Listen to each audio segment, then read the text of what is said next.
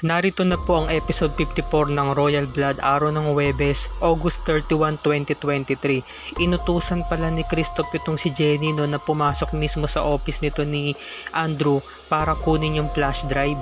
Ngayon, binayaran niya ito. Samantalang itong si Jenny, kinausap nga itong si Christoph na huwag na sana siyang utusan pa kasi nakukonsensya siya. Ayaw niya nang madamay pa sa awayan ng mga magkakapatid. Saka ayaw niya nang lumala pa ang gulo, ngunit pinagalitan siya ni Christoph. Sabi niya, nakikinabang ka rin naman, binabayaran kita, kaya wag mo kong kukwestiyonin. Wala ka na dapat na pakialam doon. Kung anong gusto kong ipagawa sa'yo, susundin mo. Kasi nga si Jenny kasi ang may access, diba, dahil amo niya itong sina Andrew saka si Margaret. Samantalang itong si Christoph bumalik na ng bahay at nagiinom, nag-celebrate. Tuwan-tuwa siya sa mga nangyayari. Talagang nagpa-party siya na mag-isa. Ngayon, isinama niya tong asawa niya, dinamay niya. Bigla niyang hinila at niyakap niya. Nasasaktan si Diana, sabi niya, samahan mo ko mag-party dito, Han. Sabi naman ni Diana, hindi ko kaya. Matapos mangyari yung mga bagay-bagay, diba, sa buong maghapon to, sa tingin mo ba magsasaya pa ako? Sabi naman ni Christoph, na ipaghiganti na kita kina Beatrice saka kay Margaret. Diba ito naman yung gusto mo? Dati tinataboy ka nila, diba, hindi ka nila tinatanggap. O ngayon na yung pagkakataon, nagtagumpay tayo.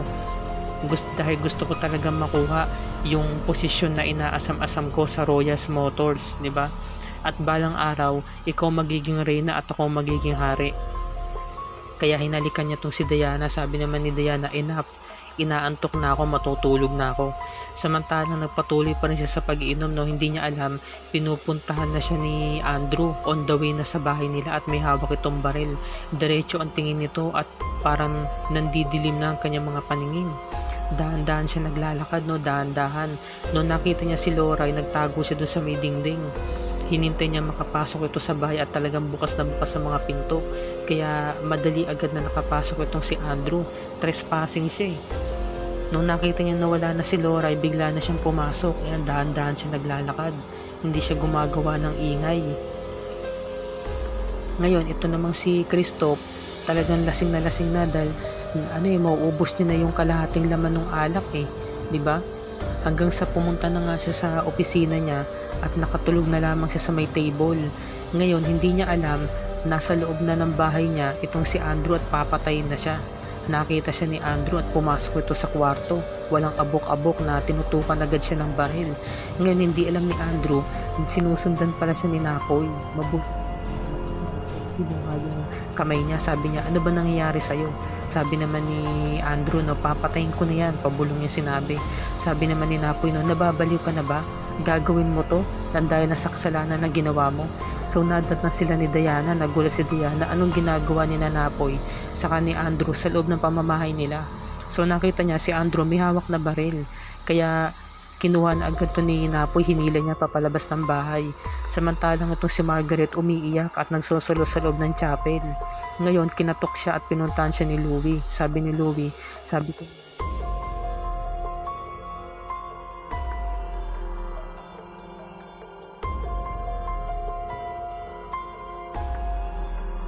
si tatay. I tried ng ilang beses. Kinaharap ko siya kanina pero hindi ko siya kayang saktan dahil tatay ko siya So nagulat si Margaret, sabi niya, oh anak, ginawa mo yun para sa akin, kasi nga ayaw talaga ni Margaret na maging masama itong si Louie. So umiiyak na itong si Louie at kinu-question niya ang mama Margaret niya kung palalayasin pa ba silang dalawa ng tatay niya. Samantalang itong si Napoy, kinumpronta niya to si Andrew. Sabi niya, ba't mo yung ginawa? Nababaliw ka na ba, ha?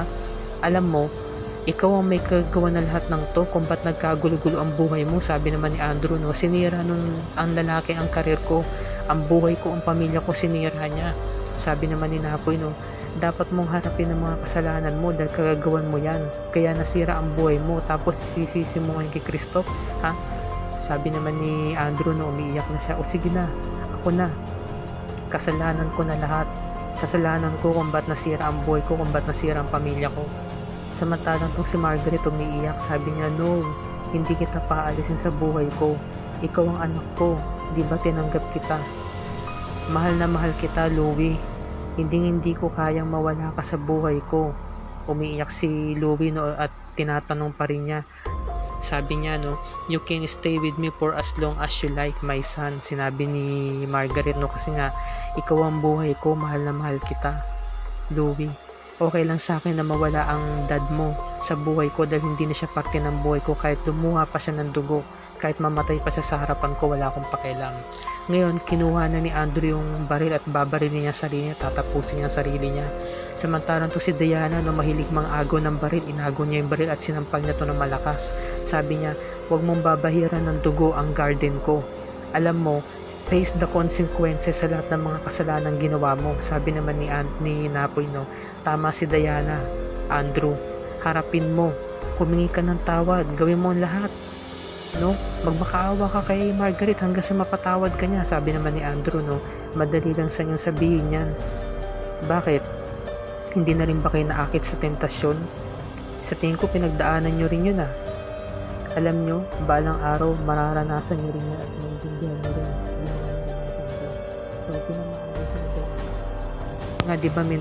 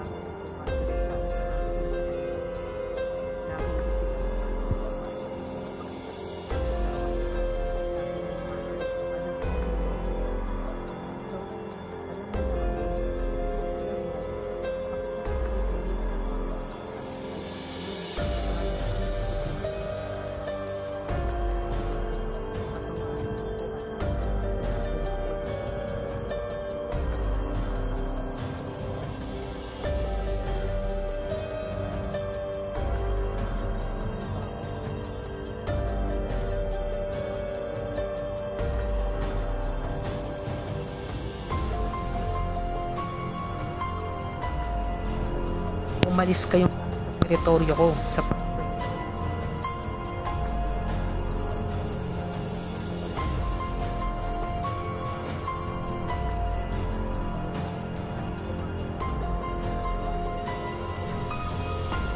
nagilan siya ni Jenny. Sabi ni Cleope, no, huwag mo pakialaman. Galit si Cleope.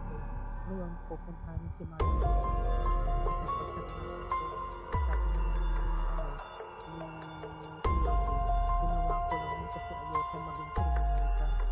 Kung makapatay ka ng tao, hindi ko ituso na ipapay sa sarili sa'yo. Sabi ko,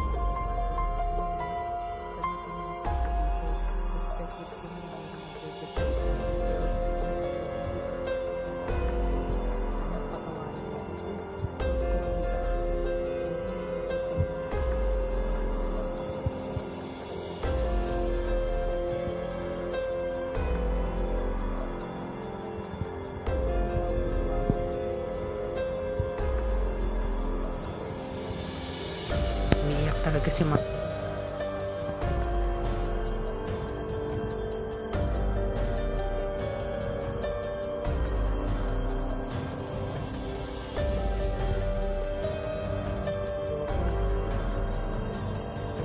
Samantalang kinabukasan si Napoy may iniisip.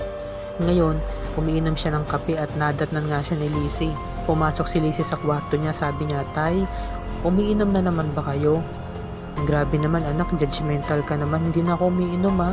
Ba't kasi tay nakanuot yung noon nyo?" Sabi naman ni Napoy, may iniisip lang kasi ang tatay anak." Sabi naman ni Lizzie, no, "Tay, Matagal na po tayo hindi nakakapag-banding eh. Gawin na po natin yun, sabi naman ni Napoy. Pasensya ka na anak ha, marami pa kasing iniisip ang tatay, hayaan mo. Kapag natapos lahat ng mga isipan ko, ipagpapatuloy na natin yung pagbabanding natin ha. Gusto mo ba mag-rides tayo? Magra-rides ulit tayo, sabi naman ni Lizzie no. Sige na tay, tapusin mo na yung mga ginagawa mo para makapag-rides na tayo. Ngayon na natin gawin tay. So ito na si Margaret, pinamimigay sa hardinero saka sa mga maids yung mga gamit ito ni Andrew. Sabi naman ni Loray, talaga ba ma'am? Ibibigay niyo to lahat sa akin, sa amin? Sabi naman ni Margaret no, lahat ng bagay na yan binili ko galing kay Andrew, kaya kung pwede lang kunin niyo na lahat at umalis na kayo sa harapan ko. Yan o, ngayon sa likuran niya biglang dumating si Napoy. Kinausap siya ni Napoy para humingi ng tawad. Sabi naman ni Napoy, maniwala ka sa akin Margaret, gusto ko lang kalaruhin ang lahat. Nung araw na yon, hindi ko rin alam na may relasyon pala sina Beatrice at si Andrew. Nadatnan ko sila, nahuli ko sila, ngunit pinagtapat naman sila. Sinabi naman nila na wala silang relasyon at ititigil na nila. Alam mo, hindi ko kayang saktan ka Margaret, ginagawa ko to dahil gusto kong mabuo ang pamilya natin. Sabi naman ni Margaret no, yan ba ang way mo para mabuo ang pamilya natin ha Napoy? Alam mo, napahiya ako sa lahat ng mga tauhan ko sa kumpanya, napahiya ako sa maraming tao, nangyari na ang nangyari, nasaktan na ako. Kahit anong gawin mo, nasaktan pa rin ako eh. Pues, kung gusto mo humingi ng tawad, hindi kita mapapatawad. Pasalamat ka, hindi ako naging Diyos. Kaya hindi kita mapapatawad. Pwede ba Napoy, umalis ka na? Unless gusto mong kunin ang mga gamit ni Andrew para naman gumanda yung wardrobe mo. So nag-text itong si Christoph kay Napoy at pinapupunta siya sa may kwadra at magkikita sila. Kaya bigla nang umalis itong si Napoy. Samantalang itong si Beatrice, pupuntahan itong si Margaret para humingi ng tawad, ngunit inunahan siya ni Andrew. Sabi ni Andrew, teka lang, ako na mauna, kilala kita Beatrice, sisiraan mo ko. Sabihin mo, ako may kasalanan ng lahat. Sabi naman ni Beatrice, no, bakit? Ikaw naman talaga may kasalanan Nag-save ka ng video natin sa flash drive dahil sa pagka-pervert mo. So nagtatalo na yung dalawa. Pwede ba Beatrice, wag ngayon? So nakita sila ni Margaret at hinagisan siya ng sapul na sapul sa ulo si Andrew ng sapatos.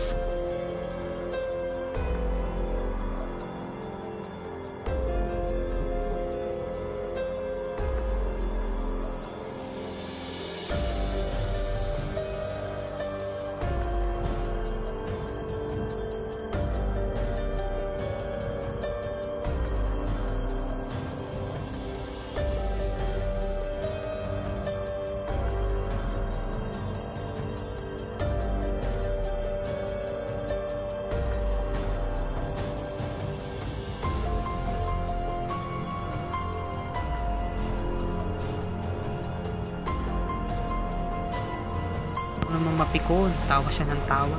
So sabi naman ni Napoy no, talaga bang hindi ka madadala ha? Talagang kulang pa yan sa'yo? Sige. Kinuha niya yung bakal at sinandal si Christoph sa may pader at sinakal siya. Nasasakal tong si Christoph naman tawa ng tawa, inaasar ang kuya Napoy niya dahil alam niya asar na asar diba sa mga nangyari. Pikon na nga si Napoy, talagang punong-puno na talaga siya kay Christoph. Nasasaktan niya na yung kapatid niya. Samantalang itong si Margaret, iahagis yung Rolex at pinigilan siya ni Martha. Sabi naman ni Martha, ma'am wag, sayang naman yung Rolex, akin to eh. Comedy talaga tong parting to, tawan-tawa talaga ako. Kaya nangyari, sinugod niya tong sina Andrew sa si Beatrice. Ngayon nagpaliwanag tong si Andrew. Sabi ni Andrew, Han, maniwala ka sa akin, ako lang talagang mag-isang pumunta dito, sinundan lang ako ni Beatrice. Sabi naman ni Beatrice no, talaga lang Andrew pinatunayan mo lang talaga sa akin na wala ka talagang balls. Sabi niya no, you're so pathetic. Sabi naman ni Margaret no, talaga lang pathetic ka rin naman Beatrice. Samantalang tong si Christoph, tumatawa siya. Sabi niya no, ano bang gusto mong patunayan Kuya Napoy? Sa tingin mo ba ikaw ang pinakamagaling mayabang ka no? Talagang sabi naman ito ni Margaret, alam mo, nagkukunwari ka lang mabait kasi ang gusto mo angkinin ang lahat ng meron ako no. Sabi naman ni Beatrice no, alam mo kaya nawalan ng gana sa yung asawa mo dahil mas magaling ako kaysa sa'yo. So sabi naman ni Christoph no, Kuya Napoy, pinatunayan mo lang talaga na isa kang Royales, meron kang killing instinct. So sinampal na nito ng malakas ni Margaret si Beatrice. Binigyan niya ng malakas sa sampal. Sabi niya, shame on you. Ayan, no? So mga marites na katulong sa hardinero nanonood sa kanila. Ang lakas ng pagkakasampal dito ni Marga.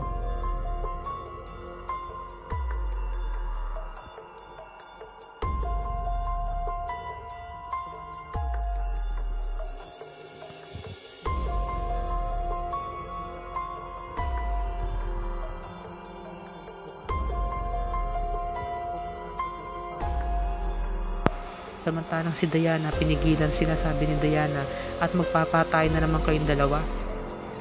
Sabi naman ni Beatrice, no, baliwala lang pala yung pagpunta ko dito dahil tinataboy mo rin pala ako. So sabi naman ni Margaret, no, traitor ka. So narinig na yung sigawan ng magkakapatid, kaya pinuntahan agad dito ni Napoy para awatin nga yung mga sisters niya. Samantalang tong si Christoph tawan-tawa pa rin sa mga nangyayari at sumunod na rin siya, no, para sundan si Napoy, at sumunod na rin tong si Diana. Ngayon sasampalin na naman sana ni Beatrice, lalaban siya, napigilan siya, na counter attack siya ni Margaret, kaya binigyan na naman siya ng malakas sa sampal. Ngayon umawat si Andrew, sabi ni Margaret, huwag mo kong pakilaman. Tinulak niya si Beatrice. Ngayon nung nag-back out na tong si Margaret at babalik na nga siya ng bahay, si Beatrice tumayo, sabi niya, Margaret, hindi pa ako tapos sa'yo. Sinabunutan niya sa likod si Margaret, no, hanggang sa nahihilo yung buhok niya.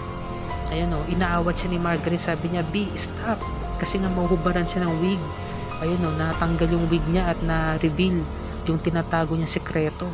Ito pala yung sakit na inililihim ni Margaret, mga kapuso. Nagulat lahat, nabunyag na meron pala siyang alopecia areata. Iyak siya ng iyak at nagulat din si Beatrice, na hinto siya, no, sa pagsasabunot kay ate Margaret niya. So dito na po nagtatapos ang review and recap natin para sa araw na to, mga kapuso. Ngayong Biyernes pakatutukan natin itong si Christoph, no, sinusumbatan niya itong si Beatrice at sinasabi niya, hindi ka magiging katulad ko at hindi kita matatanggap bilang kapatid ko. Samantalang itong si Margaret nagkukulong sa kanyang kwarto dahil na pinag-uusapan na siya ng mga marites na katulong sa buong mansyon. At ang sabi nga nito ni Tasha, wala naman daw gamot pagdating sa alopecia dahil nga habang buhay na itong dadalhin ni Margaret, diba? Habang buhay siya magiging kalbo. Samantalang itong si Diana, kinumpronta yung asawa niya at dadambahin niya sana ng maliit na pala, sasaksakin niya sa leeg. Sabi niya, pinapatunayan mo talaga sa akin na pawang mga babae at mga bata na kaya mong labanan. Samantalang itong si Beatrice nagsisisi sa mga ginawa niya at sinabi niya sa Kuya Napoy niya na ayoko nang gumawa ng tama, kuya. Samantalang itong si Napoy, kino-comfort niya ang kapatid niya si Beatrice at sinasabi niya, kayanin mo to, pagsubok lang to. At dito na po nagtatapos ang review and recap natin para sa araw na to, mga kapuso. Wag natin palalagpasin ang mga matitinding eksena dito sa Royal Blood.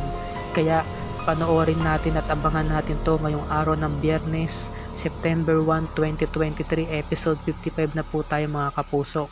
At kung bago ka pa lamang sa akin channel, i-like mo ang video na to, i-share mo na rin sa iyong social media platforms, i-hit mo na rin ang subscribe button with notification bell icon para lagi ka updated sa mga episodes ng Royal Blood and other GMA shows tulad nito. Maraming salamat sa inyong panonood, mga kapuso, and God bless us all.